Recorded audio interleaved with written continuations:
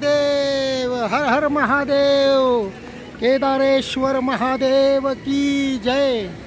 मित्रांनो, आपण केदारनाथ या मंदिराच्या दिशेने आम्ही सकाळी 6 वाजल्यापासून प्रवास सुरू केलेला आहे आणि हे बघताय तुम्ही भव्य सगळे डोंगरांनी या वेढा दिलेला आहे।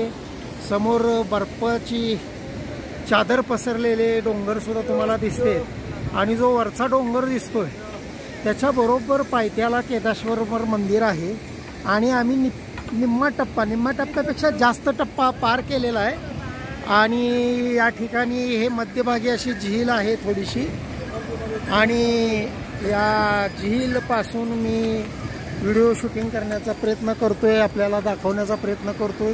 खूप वर जायचं आहे, अजून खूप वर जाऊन आपल्याला असंच पुन्हा परत पुढे जायचं आहे आणि आम्ही सकाळी 6 वाजता जी यात्रा सुरू केलेली होती त्यामधले आमचे 2 तास हे चेकिंग रजिस्ट्रेशन तपासणीची लाईन आहे। त्यानंतर तिथून वाहन गौरीकुंडापर्यंत एक मिळतं प्रयागराजपासून, त्या वाहनासाठी लाईनला वेळ गेला आणि आपल्याला हेलिकॉप्टर पण दिसतंय समोरात, हेलिकॉप्टर आलेलं।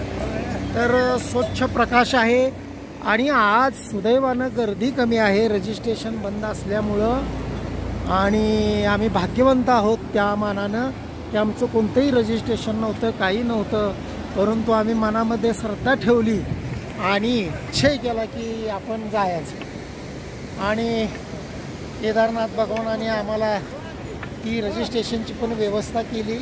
मित्रांनो, अतिशय छान आणि दुर्लभ योग आहे जीवनातला। केदारनाथ महाराज महादेव महाराजांचं आम्हाला दर्शन या ठिकाणी होईल। हर हर महादेव, हर हर महादेव, केदारेश्वर महादेव की हर महादेव, हर हर महादेव। मित्रांनो, आपण आता केदारनाथ या मंदिराच्या अगदी समोर उभा आहे।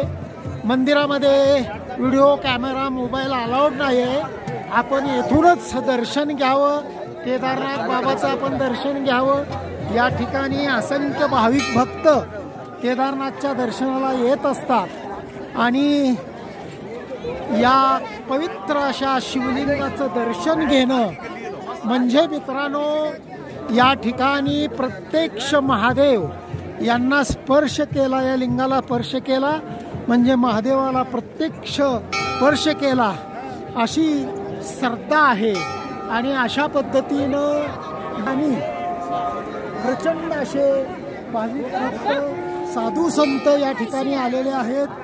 त्यामुळं आणि हे पांडवकालीन आपल्याला कथा माहीत आहे आणि असं हे जागृत असं महादेवाचं मंदिर या ठिकाणी आहे। मित्रांनो, आपल्याला समोर दिसते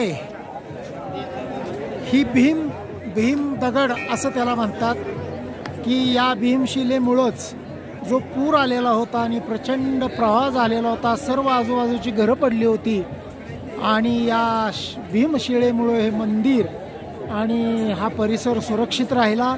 अशा या भीमशिळेला सुद्धा पाया पडण्यासाठी सर्व श्रद्धाळू जातात आणि या ठिकाणी अतिशय शक्तिशाली असं हे 12 ज्योतिर्लिंगामधलं ठिकाण आहे केदारनाथ भगवान।